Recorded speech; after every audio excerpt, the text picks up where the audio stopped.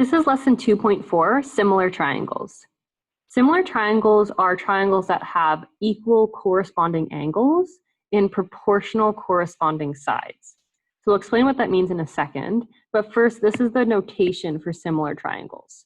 So just writing out what a triangle is, you put the little triangle symbol first, and then you write out the letters of the vertices. So it might be ABC, XYZ, DEF, whatever is given. So when you're saying two triangles are similar to each other, you write them out like that, and then you put this little curly line in between them. That means that those two triangles are similar to each other. So in this example, you have a small triangle and a big triangle. We're saying that these triangles are similar to each other. So we have our little wavy line. And they're similar because they're proportionate to each other, or they're proportional to each other. So obviously the DEF triangle, this one here, is a lot bigger than the other one, but it's still proportional because it's been scaled up. So this is why it's included in our chapter 2. I know it might sound a little different because we're working with triangles, but we're working with scale. You're taking a small triangle and you're scaling it bigger, or you're scaling it smaller. So yes, these side lengths are going to be different, but it's still going to be the same similar type of triangle. So in this above example, we're given all the angles and the side lengths. We know that these are similar triangles for two reasons. The first is that the corresponding angles are equal to each other. So angle A is 30, angle D is 30. And then if this goes up, B and E are both 20, and C and F are both 40. So in the same setup of the triangle, the bottom left is 30, the top is 20, the bottom right is 40. So the corresponding angles are equal to each other. Something to consider is, like, let's say your triangle looked like this. It has a little square in the corner because it's a right angle triangle. This is A, B, and C. And then it's going to be easy if the other triangle is just like a bigger version of that and it's oriented the same way, but sometimes they could get oriented different ways. So if the bigger triangle looks like this, and we've got a right angle here, you can't just say, well, A is equivalent to D because they're both on the left side. In this case, A is going to be equal to F because those are both the right angles. So sometimes you might have to reorient your triangle before figuring out which angles are equal to each other, because in this case, those two are equal to each other, even though they're technically on the left side and the right side. Hope that makes sense. So the angles are equal to each other, the corresponding ones. The other reason we know this is similar is because the corresponding sides are proportional to each other. So the sides are, of course, not equal to each other because one triangle is much bigger than the other, but they have grown by the proportionate amount. So you can see that the side on the side here, AB, that was 2 centimeters. Now that side became 4 centimeters. So if you take the ratio of the similar or corresponding sides and divide them, you should always get the same number. That's what makes it proportional. So again, this side length to this side length was doubled, went from 2 to 4. The bottom side length went from 3 to 6, so that was also doubled. And this other side length also went from 2 to 4. So all of the side lengths were doubled when we went from the first triangle to the second triangle. So that's how those sides are proportionate to each other. They have to grow by the same amount. So to prove triangles are similar, you only need to prove one of these two things. Because if the angles are equal, then the sides are proportional and vice versa. So that's kind of nice when you're proving of something similar. You just need to pick one or the other, the angles or the sides. So let's try an example. In these triangles, they see this symbol again, it means they're similar to each other. So these two triangles are similar. Which angles are equal and which pairs of sides are proportional? Try to add some color to make it more clear. But in these two triangles, angle X and angle A are going to be equal to each other. And we know this because that's the first one listed in our problem. So X and A are equal to each other. Y and B are equal to each other because they're the second ones listed, and Z and C are equal to each other. So in this drawing that I did down here, they might not necessarily look like that. That's what I did to sketch it out for me to try to understand better and to visualize. But really, you're just given the words in black here. All you're given is that these two triangles are similar. So based on how they're written, we know which angles are equal to each other because they're the first ones listed, the second ones, and the third one listed. In terms of which pairs are proportional, that's why it's like extra useful to just quickly sketch two triangles to try to visualize which ones would be equal to each other. And you have to make sure you write out the angles in the order they appear. So I started with the first one down here, second one up here, third one down here. You don't necessarily have to do it in that order as long as it matches the second triangle, because I have my first letter here, the second letter here, and the third letter down there.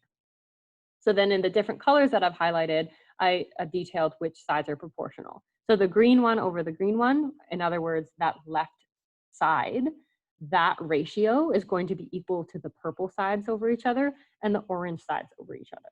So all of those ratios are going to be equal to each other. So again, maybe the triangle has been doubled in size, maybe it's been halved, maybe all the side lengths are multiplied by 3.6. Whatever the value is, those proportions have to be the same because each side length has been changed by the same amount. Next example, given these two triangles, are they similar? Prove your answer. So you'll notice that we're only given side lengths here. It's okay that we don't have angles because what I said before, when we're proving if triangles are similar, you only either need to look at the angles or the sides. In this case, we'll only look at the sides. Let's make sure that the ratios are all the same. So this left one and this left one we can deal with first. So the AB side length over the XY side length would give us 4/10, and that would be reduced to 2/5. So the proportion for the first side lengths is 2/5. The next one I did is AC and XZ. So this bottom one and this bottom one was 6/15, which also simplifies to 2/5. So far, those two side lengths, they have been increased by the same amount when we went from this triangle to this triangle. But the last one is where it goes wrong. The far right one and the far right one, we have 3/6, which gives us 1/2. So 1/2 is not equal to 2/5. So that has not been changed by the same amount. So no, they are not similar triangles because the third side is not proportional. In other words, sides AB and AC were multiplied by 2.5 when it became the bigger triangle, but the third side was only multiplied by 2, so it's not proportional. So we went from 4 to 10, that brought us up by 2.5. 6 to 15 also got us made it larger by 2.5, but the 3 to 6 only made it larger by 2. So then therefore it's not proportional or similar. Okay, last example, we're given two triangles. We know that they are similar. We want to use this information to find the unknown angles and side lengths. So in each of these triangles, we're given two side lengths and one angle. We need to use this information to get the missing pieces. Let's start with the angles. In the first triangle here, this 80 degrees would be equal to this corresponding A angle here, because based on the shape and orientation of the angle, it makes sense that those two are corresponding and should be equal. So that means that angle A should be 80 degrees as well. We can use that same logic to find angle Z. The bottom angle in the other triangle is 30, or angle C. So C has to equal Z, so with angle Z is 30 as well. How do we find angle Y and angle B? Well, we use this principle that hopefully is just a refresher for you guys, but if you haven't heard this before, the inside angles of a triangle are equal to 180 degrees. They have to add up to 180. So using that principle, and since we already know the other two angles, then we can subtract them. So 180 minus 80 minus 30 would give us a difference of 70. So that means Y has to be 70 and B has to be 70. So in red, I'm filling in like the new information that we have found about these triangles. So now we already have all of the angles. And just in this box here, I summarized those 4 angles that I found. The side lengths, I'm missing one side length on each triangle. So I have to look at the proportional ratios. So the top side length, XY and AB, that ratio would be 4/2, which just simplifies to 2. So going from this triangle to this triangle, that side length was divided by 2. So then that means that this side length here, corresponding to this side length here, that should also be dividing by 2. Because the ratio xz over AC, we don't know our xy, but we do know our AC is 1.2. So we have this equation here, and we can isolate for xz by multiplying both sides by 1.2. So 2 times 1.2 gives us 2.4. In other words, if we know this missing side is 2.4 centimeters, that makes sense because when we went from this triangle to this triangle, we halved that side length to get 1.2. Now for the last side length, we were comparing YZ with BC. YZ is 7, so 7 over BC. BC is our unknown. And we know this has to equal 2 because they're similar triangles, so it has to have that same ratio. To get BC on its own, we can first multiply both sides by BC and then divide both sides by 2. So we get that the BC length should be 3.5. And that makes sense as well because going from this triangle to this triangle, we halved that side length. 7 became 3.5. So those are all our missing pieces.